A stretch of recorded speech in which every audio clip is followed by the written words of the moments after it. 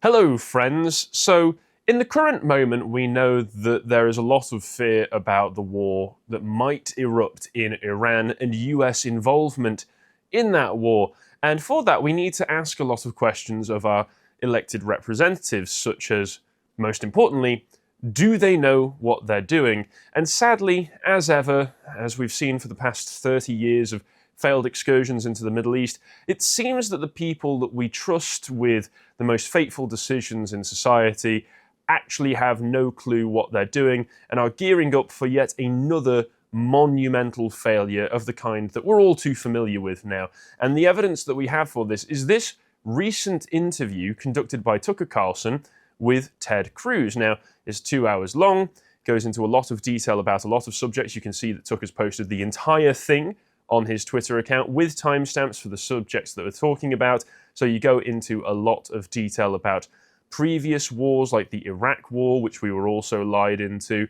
But one of the main subjects that comes up is that AIPAC, the American-Israel PAC, the one that advocates for friendly relations between America and Israel, has an overwhelming amount of influence in American politics, and it goes into how much money Ted Cruz has taken from AIPAC and all sorts of other things that are very, very important when we try to understand why it is exactly that American politicians are so eager to get involved in Middle Eastern wars that do not seem to have much relevance to the safety or well-being of American citizens, and in fact could only serve to damage America's reputation on the global stage and damage the well-being of American citizens. So this is all very important to the current moment. I've not watched this full interview, but I have seen many of the clips from it that I think are very representative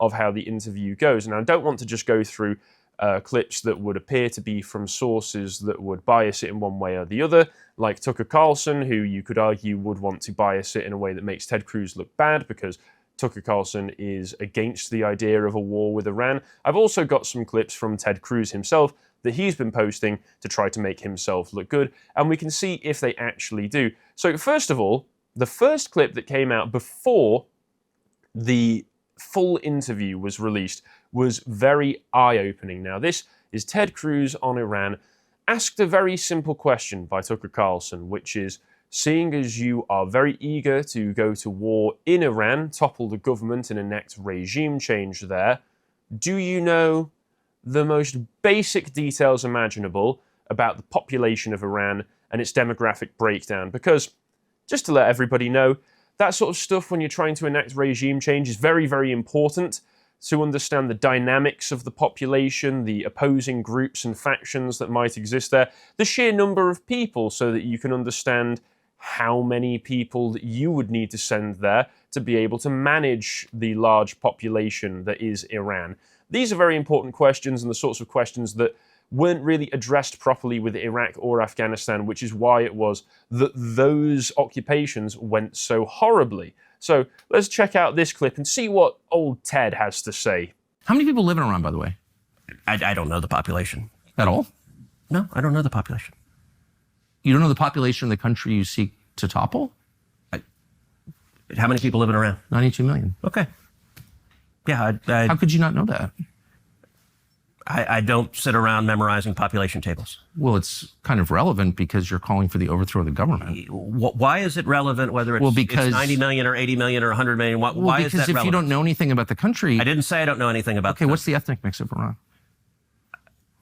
They are Persians and predominantly Shia. Okay, it's not even... You don't know anything about Iran. So okay, I am not the Tucker Carlson expert on Iran. You're a senator who's calling for the overthrow of the government. You're the one who don't know anything about the country. No, you don't know anything about the country. You're the one who claims they're not trying to murder Donald Trump. You're the I'm one not saying that. who can't figure out if it was a good idea to kill General Soleimani, and you said it was bad. You don't believe they're trying to murder.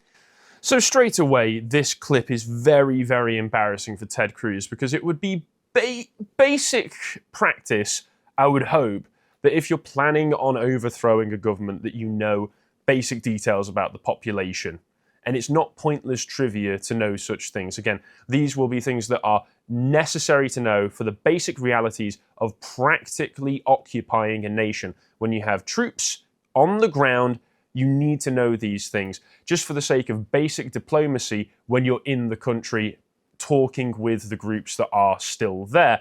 And this is really embarrassing and goes to show the degradation of the elites that we're ruled by. Because, frankly, I'm not a huge Churchill guy. I'm not huge into the sorts of things that he did. But you've got to admit, Churchill was a very learned man. He was a man who had class, who held himself with class. And if you had asked him about basic details of certain parts of the population of, say, India or any of the other colonial territories of Britain during the height of our empire, I can guarantee he would have been able to give you that information right off the top of his head. Gladstone would have been able to tell you this information. Disraeli would have been able to tell you this kind of information. Lloyd George would have been able to tell you this information because it is important when you are administering and managing an empire. Britain, at the height of the empire, we knew that we were an empire. We knew that we had imperial colonies, so we accepted that. The problem with America is that they don't really accept that they're managing an empire, even though they are. And so they kind of think that they don't need to know these things because, well, we're just administering the global international order. We're making sure that people abide by the rules that we have set. Therefore, we don't need to know this information because it's not like we're actually managing an empire, right? But you are. You are. So this is negligence, massive negligence, which will lead, if America does get further involved, into a huge disaster. And the people who have been coming out to defend this have been doing a very, very poor job as well. Like this man, Brent Scher, taking the line that I've seen many people adopt, saying now Tucker is doing what Douglas Murray did to Dave Smith. If you're not an expert, you're not allowed to have any opinion, except Ted Cruz is an expert. He just doesn't know trivia. Again, it's not trivia to know basic demographic information about a country you're seeking to overthrow. Also, Dave Smith, in the example that you're contrasting this with, is anti-war. He was not the man advocating for war. So it's fine if Dave Smith, whose basic position on these subjects is, let's not go into war, let's not overthrow this government and replace them with American puppet regimes. It's fine for him to not know that kind of information. But even then, this comparison is quite interesting because what you're doing is admitting that, yeah, what Douglas Murray was doing was bad faith, because that's what you're trying to say that Tucker Carlson is being right here. You're trying to say Tucker Carlson's bad faith. Douglas Murray, who a month ago I was defending as being reasonable in asking, "You've never been there?"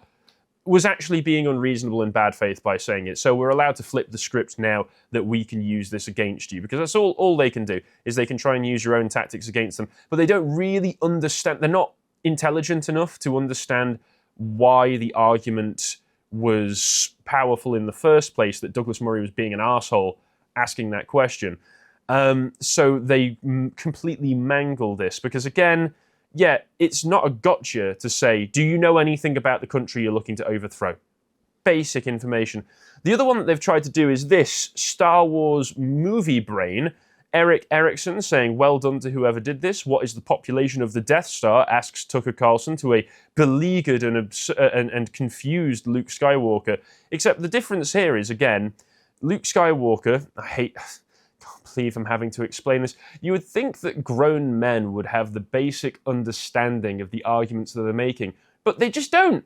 They just don't, because they're too ideological, they're too stupid to realize what they're arguing in favor of here, unless they do understand, in which case that's very worrying, because what Luke Skywalker did was he blew up the Death Star.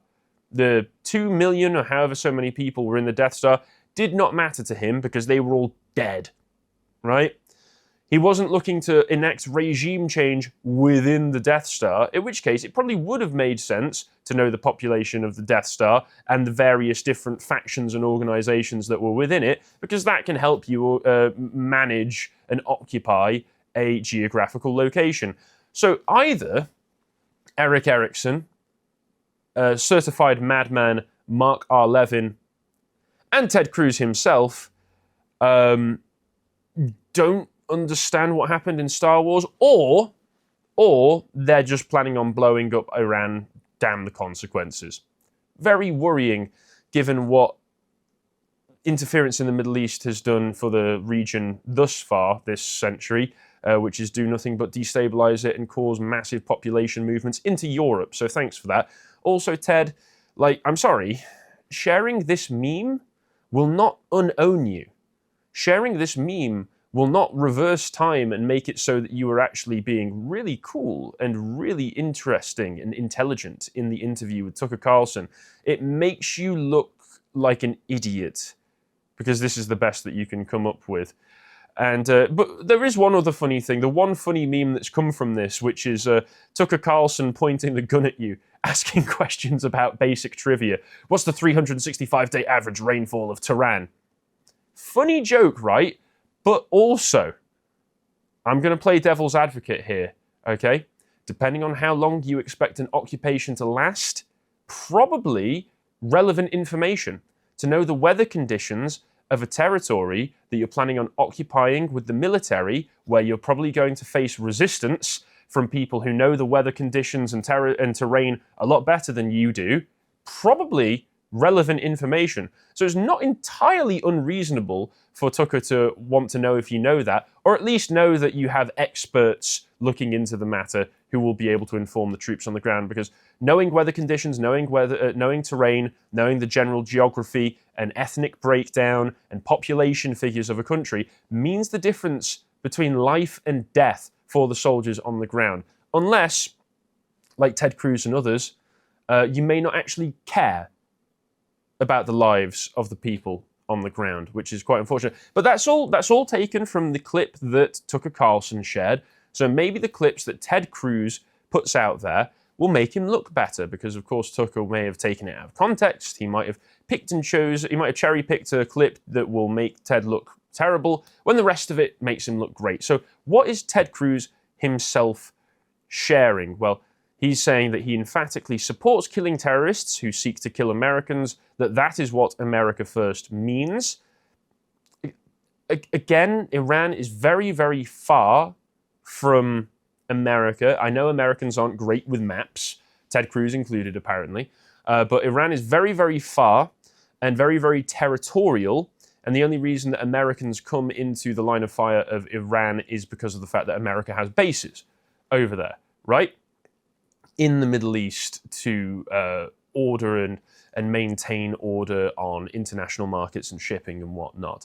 But America first, as far as I remember, was the promise of being able to get control of the economy, manage the borders, deport illegal immigrants and such. So it seems that they're trying to shift the meaning of America first. So what does this clip say? Is it that they're willing to spend money to do that? I'm totally opposed to that.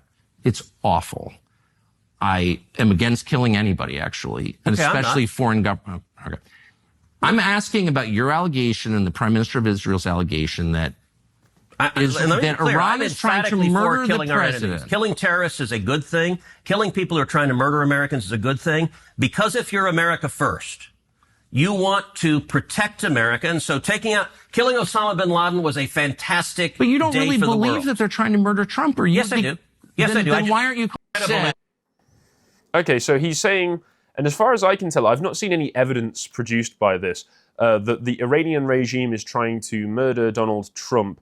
Now, of course, Trump took out Soleimani back in, I think it was 2020. So there probably would be reason for Iran to think that, Trump is hostile to our regime. Maybe we should try to do something to take care of him. But I've not seen any connection between the assassination attempts that have happened against Donald Trump in the past year or so and Iran. There's been no evidence presented to the idea that Iran is trying to take him out.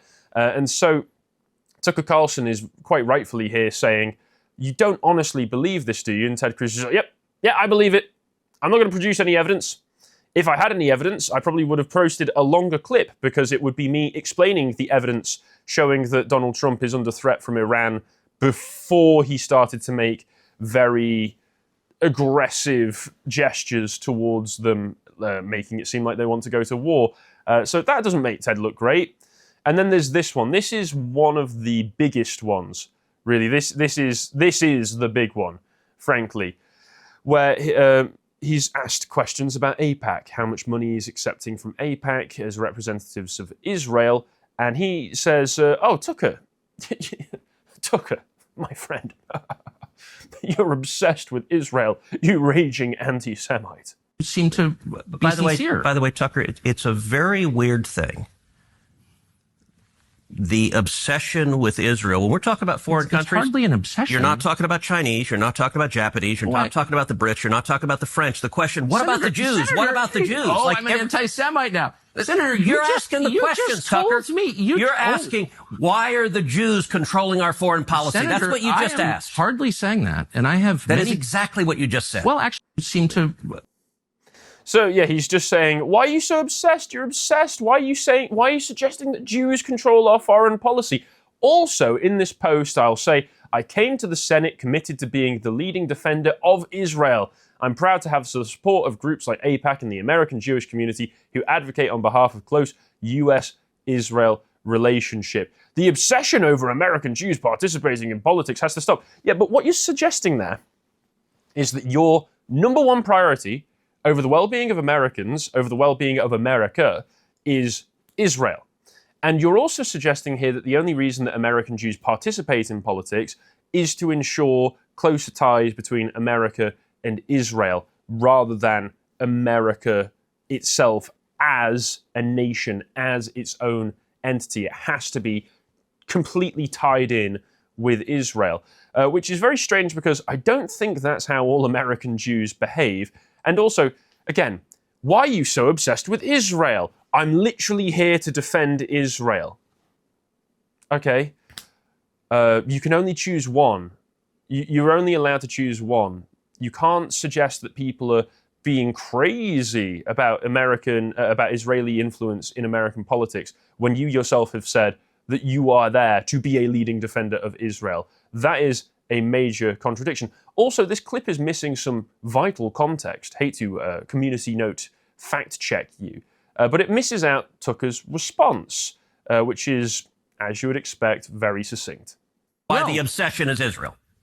I am in no sense obsessed with Israel. We are on the brink of war with Iran, and so these are valid questions. But you're not asking about Iran or the If I can finish, you asked me why I'm obsessed with Israel. Yep. 3 minutes after telling me that when you first ran for Congress, you elucidated one of your main goals, which is to defend Israel. Yes. And I'm the one who's obsessed with Israel. I don't see a lawmaker's job as defending the interests of a foreign government, period. Okay. Any government, including the ones that my ancestors come from. So that's my position. That does not make me an anti-Semite. And shame on you for suggesting otherwise. And Yeah, Ted Cruz trying to laugh it off, shamelessly saying, yes, I'm just here for Israel. Screw Americans lives. I am here for Israel. Completely shameless. AIPAC themselves decided to respond to this, saying, thank you for being champion of the US-Israel relationship and advancing policies that strengthen our mutually beneficial alliance with Israel. Not for advancing policies that make Americans' lives better, not for advancing policies that make the economy better, or give access to more jobs or anything like that. No, just for advancing the mutually beneficial alliance with Israel. How this mutually beneficial alliance actually benefits Americans or Westerners in general, I don't know. I got told the other day that Israel was the bulwark holding back radical Islamism from Europe. And I've got to say, if that is what they have been doing for the past 70 years, 80 years almost now, they have been doing a piss-poor job. But of course, this all makes sense when you realize how much money Israel and AIPAC have been giving to Senator Ted Cruz, because he's been given $1.87 million. $1,872,000. Almost $2 million. So he's bought and paid for. He's bought and paid for. If any other country was doing this in such a targeted way, it would be called a bribe, because you are being bribed to put a foreign country's interests over your own. And this does not matter that it is Israel, a Jewish country. No, it matters that it is a foreign nation exercising such influence into the country. If, as many claim, Qatar is putting a ridiculous amount of money into American politics and American universities for its own ends, perfectly reasonable to look into that and oppose that. If China is doing the same thing, which we know that they are because China has spies everywhere, it's perfectly normal and reasonable to want to oppose Chinese influence. But in America, for whatever reason, and the rest of Europe, Israel interference into their own domestic politics is completely normal. And it's absurd, frankly. And we decided to look into it before I recorded this, because AIPAC Tracker have figures for all of the senators and all of the congressmen who take money from AIPAC. And you think almost $2 million is a lot. You have got another thing coming. So here's just a list of the senators and congressmen that we found on AIPAC Tracker that are getting more money or similar money to Ted Cruz. So you've got Hakeem Jeffries getting $1.7 million from them. Chuck Schumer, $1.7 million. Tony Gonzalez, $1.8 million. Steny Hoyer, $1.8 million. Mitch McConnell, $1.9 million. Josh Gottenheimer, $2 million. Jackie Rosen, $2.3 million. Jimmy Gomez, $2.6 million. Glenn Ivey, $2.9 million. Janelle Bynum, $3.5 million. Chantel Brown, $4.3 million. And this is where we're starting to get into ridiculous money here, okay? Sarah Elfrith, $4.8 million. Haley Stevens, $5.4 million. Adam Schiff, $6.2 million. And then things go overboard. Wesley Bell, $12.2 million from AIPAC. And finally, the number one that we could find through a quick 10-minute look through the AIPAC Tracker's database, George Lattimore, $19 million.